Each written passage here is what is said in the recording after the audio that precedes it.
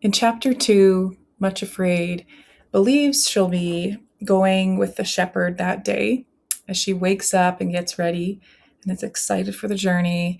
But instead of the shepherd coming, she receives an unwelcome visit from a whole group of her relatives that burst into her cottage and take her hostage there, trying to convince her that marrying Craven Fear, her cousin, is the best thing for her. This overwhelmed Much Afraid, and as she's cowering in her cottage with her relatives surrounding her, they all hear the great shepherd walk by outside singing a song, and everyone goes silent.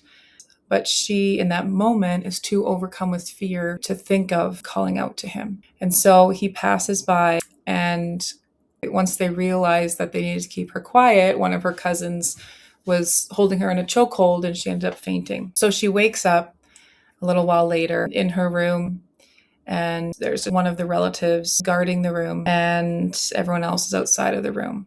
And she looks out her window to see that her neighbor, Mrs. Valiant, is at home. And so she calls out the window to her, and Mrs. Valiant looks just in time to see Much Afraid and then someone grab her from the window. So she knew something wasn't right. So she comes over and yells into the door. If everyone is not gone within 3 seconds, she's calling the great shepherd to come clear them out. And they fled instantly in fear. And so Mrs. Valiant comes in and cares for Much Afraid and wanted to ask why would she let her relatives in, and why wouldn't she call for the shepherd herself.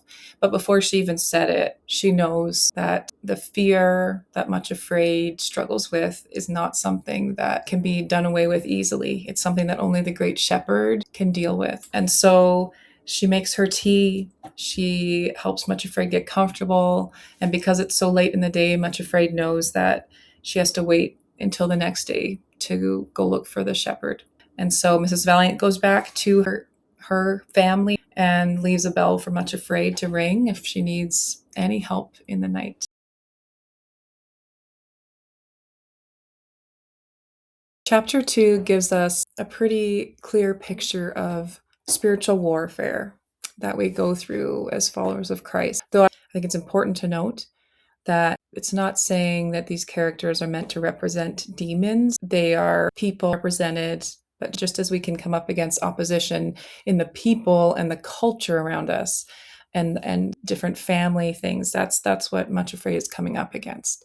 We know that they're not meant to be representing demons because later in the story we find out that they are redeemable, that there's someone that Much Afraid and that the shepherd could possibly help in this spiritual warfare. The timing, right as she's getting ready to go on this big journey, which her relatives did not know, right? But there's the spiritual warfare piece of it, that these things happen spiritually when it's clear that we are about to make a big leap and overcome fear and start working on these things. There's different ways that opposition comes up. And so Much Afraid has her relatives take her hostage in her own cottage. They begin by using deception. They're coming across as if they're kind and they have her best interest in mind and just trying to persuade her. And then they're using guilt, that Craven Fear needs her and what a good impact she could have on him. He just needs to marry a nice girl and then he'll become a better person. Then they show their true colors in gagging Much Afraid to the point of fainting when they hear the chief shepherd walk by singing. The spiritual opposition is a big thing, in our lives, but our own fear and doubts and the way that we talk to ourselves or allow lies, right, to impact how we view things, that is the biggest deterrent for us in our spiritual life. For Much Afraid, she has so much of that. Perfect love casts out all fear. That is a theme that runs through this whole book, and it is very clear in this chapter. We see that Much Afraid is overcome by her relatives invading her house. She's overcome with fear, And she's not able to call out to the great shepherd because of that. And she knows it, right? She knows that she could. She knows he would help her.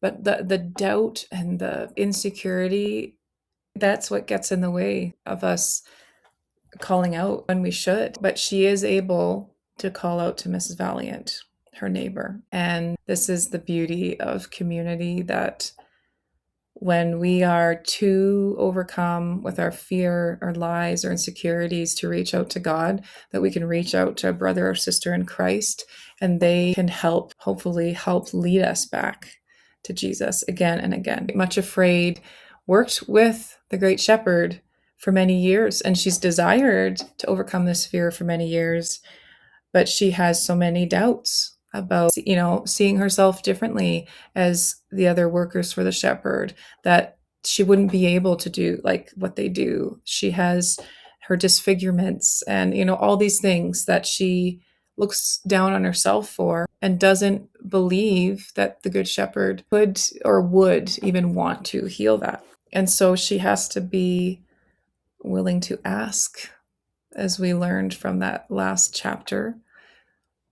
And fears and lies that have been embedded in ourselves and our view of self and our view of others, that have been there from horrible experiences, can only be healed by an equal or even greater experience of perfect love. And that's what Much Afraid is beginning the journey of this journey of experiencing the change that perfect love will do in her life. But she has to continue to choose it, and to not allow her doubts and fears to turn her away from that process.